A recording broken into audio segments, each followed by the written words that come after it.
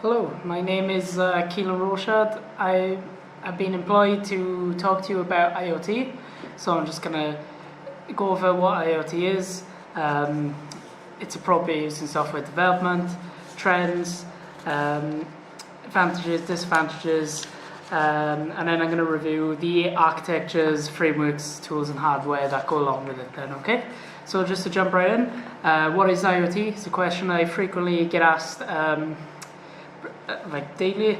So just to give you a basic description, IoT stands for Internet of Things, and this is where devices that we use daily are connected to the internet to take in our data and then just give it back to us in an efficient and understandable information then, just to help us improve daily tasks, so certain scenarios that I'll go on to later then. So its appropriate use in software development. This is simply when a company develops an application or monitoring devices that go along with the IoT device.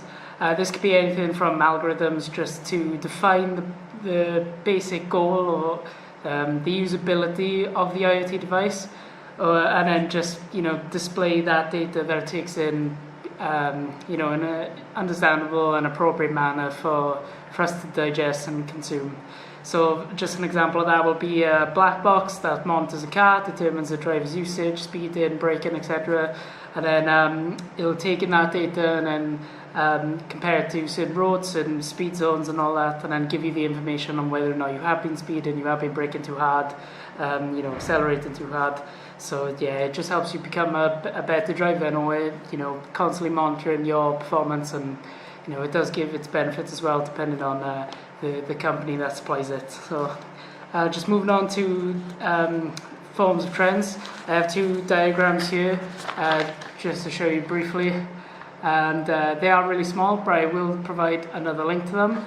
And basically the diagrams just show the trends in security, system living, and then the other diagram shows then the services and how a general IoT service can be personalized and become more efficient for you then. So just to quickly go over that, assistant living, you could have lighting back in the like I say back in the day because we have moved on quite far from that. So ages ago you used to be able to turn a light on by a switch.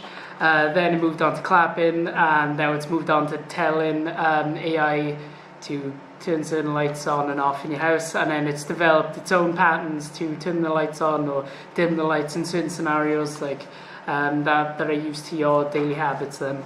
And then the services then, the other diagram that goes over, so a general type of, with the AI example, the general service then that it provides is that you ask it a question and then it gives you an answer. So then to make it more personalized, rather than just asking a question, it'll give you a more substantial answer then related to your type of scenario. So in the morning you could ask, what's the weather? And then it'll give you general location and the weather state in that location, such as it's raining. So to make it more personalized, it'll be in your area, it is going to rain at this certain time, and then it'll get better or get worse throughout the day. It might even advise you to have the addition to take an umbrella, or to wear less clothes if it's going to get hotter throughout the day. It just makes it makes the experience more personal and better for you. Then you feel more comfortable with the device talking to you, I guess. So just moving on from that then, more recent trend, I'm going to stick with AI. It's typical AI in hive houses. The development of using AI started with phones, with Apple Siri, and now it's moved on to the watches, TVs, it's cars, it's everywhere. So it started off back in, I believe it was 2011 they developed Siri, and then a couple of years later Amazon developed their Echo Dot, that's called Alexa, and then a couple of years after that Microsoft developed Cortana.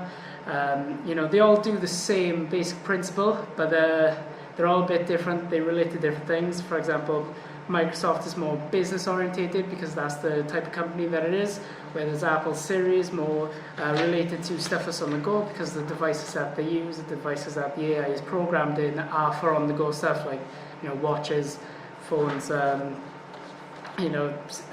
type of device. So they all do the same thing, and they all give you the same information, and they all work within a thing called IFTTT, and it's just different types of ways to connect and gain data from you to give you the better experience overall then, okay? So just going straight into advantages now. So some basic advantages of IoT devices are that it saves time. So, sticking with the AI example, rather than going up and flicking the light switch off, you just go turn the lights off, the lights are off. It's better living as well, so, your daily lives are at ease. If elderly people who can't walk struggle with this, they might, gain more benefits out of that type of technology, because it saves them from getting up, or someone else to get up for them to, sort how their lives are. Manages tasks very well. So, like I just said, sticking with the AI, if you tell to do stuff, it'll manage that task, no problem. It might then, the only difference, difficulties, not differences, that it has is with accents. I know the Amazon Alexas, they don't respond well to people with Scottish accents, so that that could be a disadvantage as well. But overall, the percentage everywhere is probably quite high. Otherwise, the product wouldn't be available to buy on the market as easy as it is. So going into disadvantages now, data collection, like I've kind of just touched on briefly, is that when you tell AI certain things or put it into certain devices, your data, that is, your own personal data, and it builds it up and gives it back to you in understandable information. But, if the security behind those companies isn't all that great, then you're putting all of your data at risk to, be hacked, to be used, and, turned against you, essentially. An example of that is an IoT device today could be considered a phone. So on my phone now I have the mobile banking applications, and they basically help me pay on the go if I forget my wallet or if I lose my card. It's just another way to pay, and it's pretty, it has its own benefits. It's quicker, and you don't get receipts, so it's not wasting resources. And but if the mobile security was quite weak, my bank account details are on there, so along with my personal information, phone numbers for other family members that I have, my mobile banking applications on there, and if that goes, then my banking details are everywhere. How much money I have, just bank statements in general, where I spend my money, so you can pinpoint to where I actually live.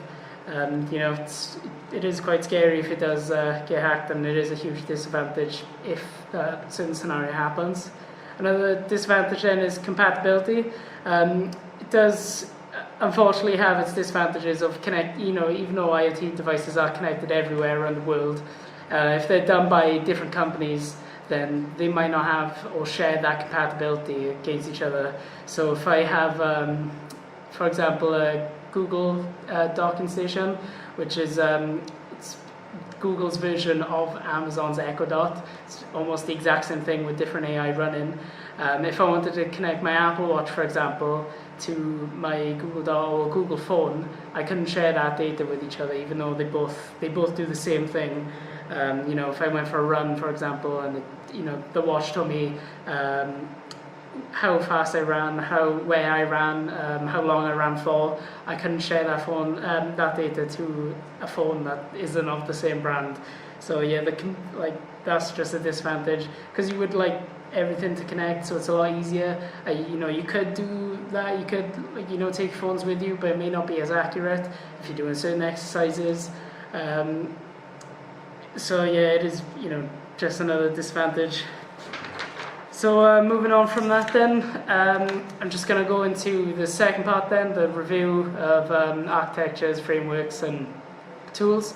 So just to start off with then, I'm just going to go into architecture. The architecture of IoT is most likely going to relate to the OSI model. The OSI model is an architecture in and of itself to explain how certain aspects of computer programs or devices, like how they work. Each computer or device works on different layers. Just to break it down into simpler terms, to find the best way to identify issues, and also different layers will relate to different scenarios of a computer. So for example, just to break down, is the transport layer.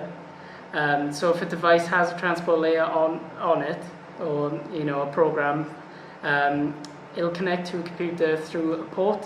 So for example, if I wanted to send my pictures from my phone to a computer and I do it through USB, the transport layer of the application on my phone will help stream the data to my computer with the transport layer or transport file transportation protocols inside of the computer to help it flow from one device to another. And IoT mainly focuses on the following layers: security, storage, pre-processing, and monitoring. So as you can kind of see, the examples I've given you, you can see how they relate into that. So IoT, the security layer has got to be there because it's got to protect your personal information. The storage has got to be there because whatever you put on your device goes up into the cloud and it comes right back down to your device. So the storage has got to be top notch. It's got to relate to that as well. Otherwise, if you didn't have anywhere to store it, then what would be the point in having the device? And pre-processing as well. That covers it's constantly working, it's constantly monitoring stuff as you're doing it, and then sending it up to the cloud, and then the cloud's processing it, and then just giving it back to you in understandable information. And then monitoring as well, exactly what I just said. It's, monitoring constantly what you're doing all the time, where you go, what you do, how you do it, and sends it to the pre-processing to give that information back to you. Okay.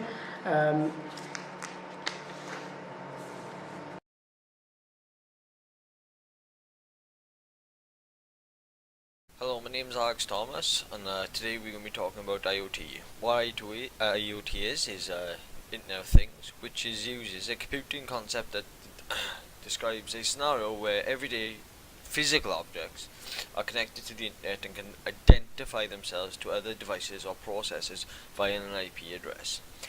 An example of an IoT device being used in an everyday scenario is the Hive, which is controlled by which controls your heating, in your home through an application on a smart device to help control it.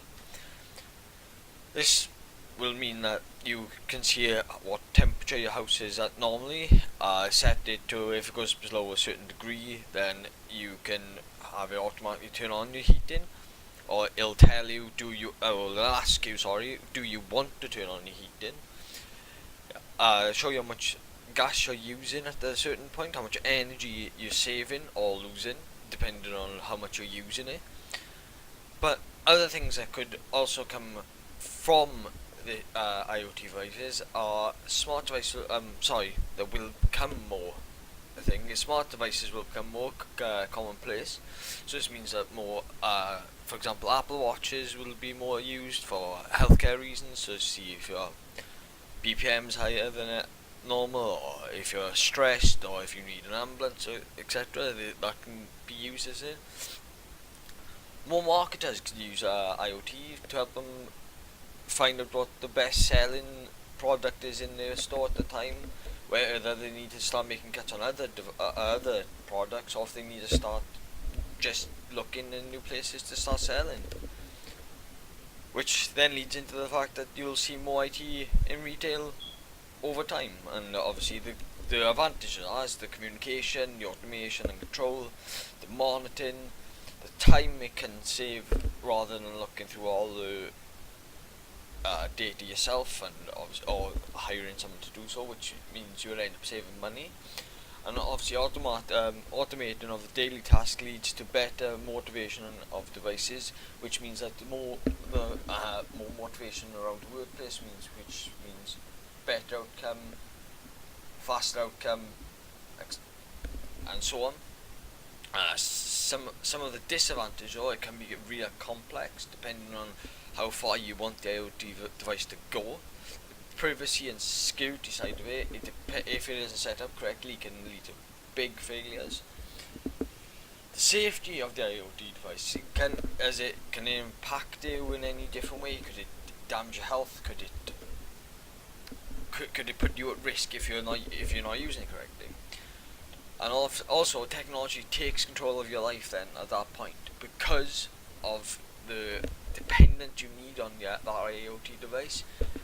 You're gonna end up not wanting to do the stuff yourself. You're gonna start losing the control of your own life and ended up just leaving technology take over.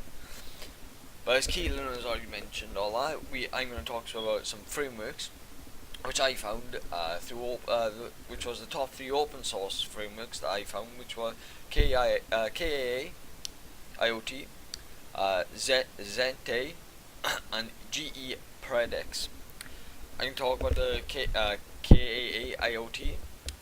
It is one of the most efficient and rich open source Internet of Things cloud platform where anyone has a free way to militarize their smart product concept. On this platform you can manage unlimited number of connected devices with cross-device interoperability. You can achieve real-time device monitoring with the possible of remote device provisioning and configuration. Basically means that you can set up a limited amount of different projects.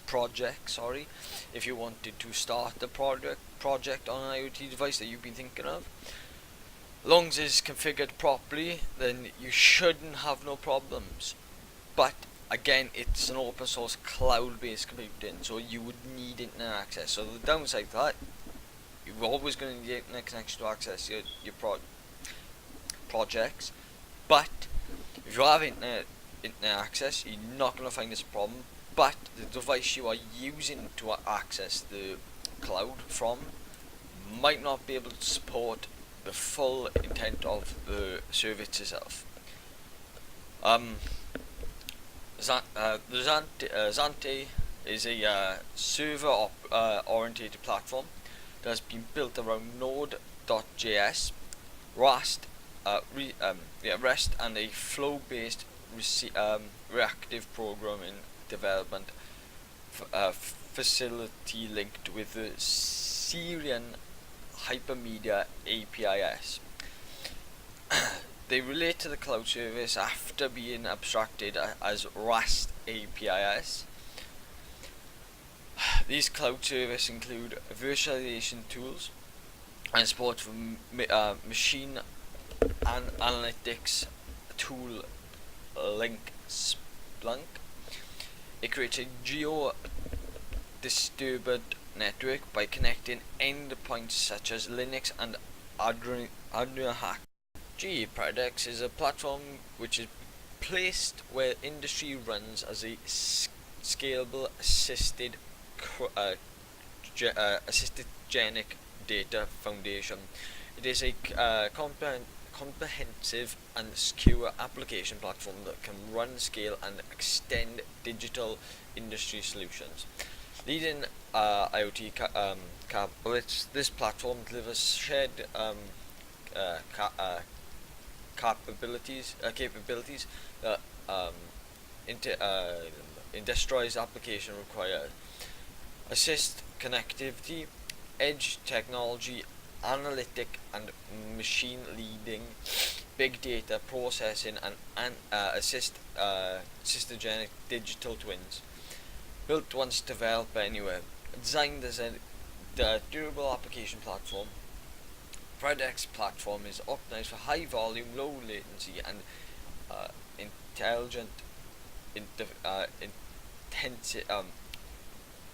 intensive data management and analytics driven outcomes. Driven results with the Predix platform. Predix Edge, which is normally what most people buy, which is the big industrial state package. It is used just to basically build it once, as I said, and use it anywhere. Then, so if if you think of a project in your house, you check up in the cloud, go to work next day, you carry on working on a project, you show your manager, you show or whoever, and it's really a really good platform if you're in an industry based job that you're looking to help improve by adding an IoT device, such as, for example, if you're working in steelworks, you're working on the furnaces, and someone from HE wants to talk to you. You could have a location device such as a watch or a clocking device somewhere, which once you put that in, you put like a watch or some sort of tag on your body, so if they need to contact you, they can see where you are, see how long it should take you to get to a certain place. But the downside to that, some people might not be willing to do that because obviously it's privacy. Some people might just not like the fact of being tracked everywhere. But the upside to it is the fact you know where all your workers are. So if there was, for example, a fire or explosion, because obviously it's steelworks, you know if someone was tracked because of the IoT device, as long as they were wearing it, or if they were just, or if it was just a planned routine fire drill, or whatever sort of drill is going on, you know who's sort of where, and if they could make it in time, or if you need to add more exits or more safety measures in place, just in case any of these drills were to happen. And yeah, that's going to be it from me. I hope I've done my part, and thank you to Keelan for doing the first part of the documentation. And if you've got any questions, as Keelan's already said, we have paper documentation going around, or you can refer to our Word document, which shows you all our the Gantt charts, our methods, our references to where we've got all this information from. And that's it. Thank you very much.